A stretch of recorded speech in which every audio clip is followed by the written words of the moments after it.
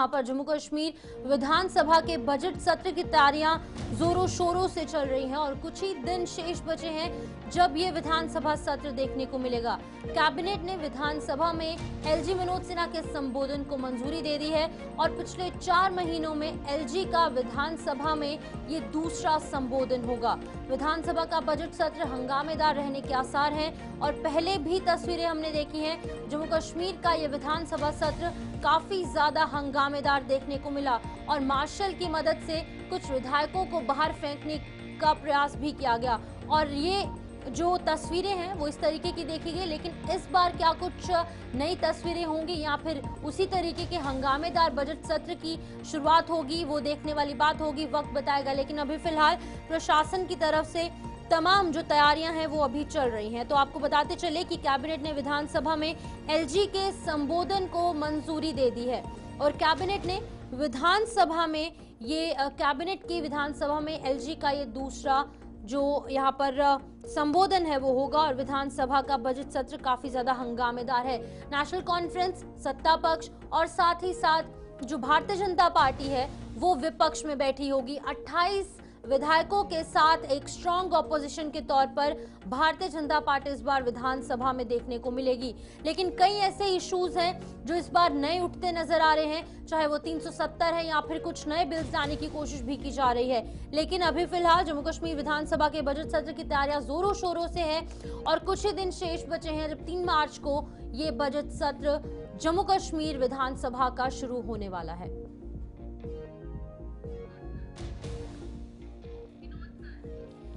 तो चलिए हमारे साथ हमारे सीनियर साथी, हमारे सहयोगी विनोद कुमार ज्वाइन कर चुके हैं। विनोद जी, बहुत बहुत शुक्रिया अपना कीमती समय देने के लिए। विनोद जी, ये बताइएगा इस बार क्या कुछ नया देखने को मिल सकता है, क्योंकि जब पहला विधानसभा सत्र हमने देखा पहले दिन ही काफी हंगामेदार तस्वीरें देखने को मिली, तो क्या लगता है इस बार भी सेम तस्वीरें होंगी या फिर कुछ नया देखने को मिल सकता है? बिल्कुल शिवपन, इसमें नया ये रहेगा कि पहली बार यूटी सरकार अपना बजट पेश करने जा रही है। सबसे नई और ऐतिहासिक बात यह है कि जम्मू कश्मीर में इतिहास में पहली मर्तबा यूटी में चुनी हुई सरकार अपना बजट पेश करेगी। सबसे इंटायरली डिफरेंट है। इससे पहले आज तक जब भी बजट पेश किया गया है वो एक फुल फ्लेज गवर्नमेंट, यानी आप कहिए कि पूरी स्टेट का एक बजट पेश किया जाता था, लेकिन पहली मर्तबा ऐसा होने जा रहा है।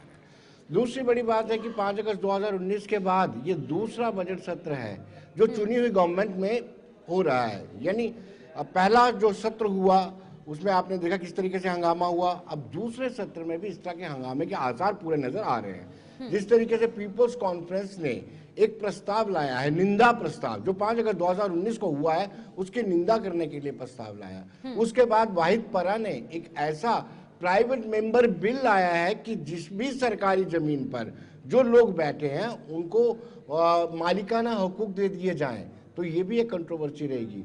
कहीं ना कहीं भारतीय जनता पार्टी के 28 विधायक मजबूत और सॉलिड विपक्ष है, वो भी इस विधानसभा सत्र में हंगामा कर सकता है। तो मुझे बिल्कुल क्लियर कट लगता है कि ये जो सत्र होने वाला है इसमें हंगामा जरूर होगा।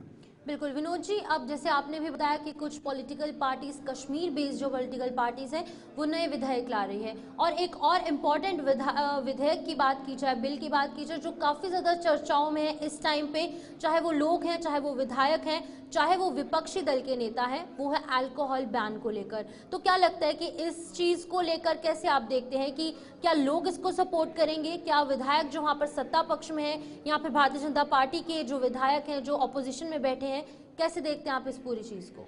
देखिए, सत्र शुरू होने से पहले इसका जमकर विरोध किया जा रहा है। बिल का विरोध नहीं किया जा रहा, विरोध उसका किया जा रहा है कि अल्कोहल की लगातार बढ़ती कंजप्शन और अल्कोहल का बढ़ते कारोबार, इसका विरोध किया जा रहा है। लेकिन सत्र के अंदर जब आप खुद चीफ मिनिस्टर खुद कहते हैं कि मेरे खजाने खाली हैं, पूरी तरह से खाली हैं, इसमें सबसे बड़ा रेवेन्यू जो जनरेट होता है लीकर से होता है, लीकर तंबाकू से होता है। क्या आप या आपकी सरकार ये अफोर्ड कर सकती है कि हम इतना बड़ा चंक जो रेवेन्यू का है उसको हम हटा सकते हैं? क्या इतना अफोर्ड कर सकते हैं? ये डिपेंड करेगा जब बिल टेबल पे रखा जाएगा, हाउस के अंदर टेबल पे रखा जाएगा, फिर उसके बाद ये फैसला लिया जाएगा।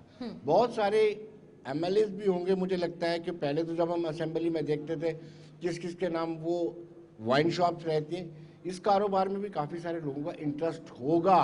मुझे लगता है कि बिल पास होगा, ये मुश्किल लग रहा है मुझे। बिल्कुल।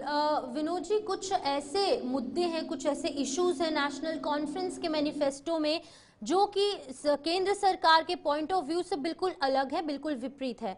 तो क्या लगता है कि कैसे पॉसिबल हो पाएगा? जैसे कि 370 का ये बड़ा मुद्दा केंद्र सरकार वापस देने के मूड में नहीं है, लगातार इसको टाल मटोल करने की कोशिश की जा रही है। जम्मू कश्मीर के लोग 370 मांग रहे हैं, खासतौर पर जो नेशनल कॉन्फ्रेंस के विधायक है, जो सरकार है वो मांग रही है। तो कैसे पॉसिबल हो पाएगा? क्योंकि केंद्र के साथ तालमेल बनाना भी काफी ज्यादा इंपॉर्टेंट है, लोगों की डिमांड्स को फुलफिल करना भी काफी ज्यादा इंपॉर्टेंट है।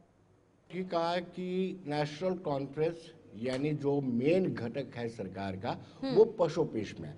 पशुपेश का कारण सीधा सीधा ये है कि आप मैनिफेस्टो में क्या चीजें लेके जाते हैं, क्या जनता को परोसते हैं।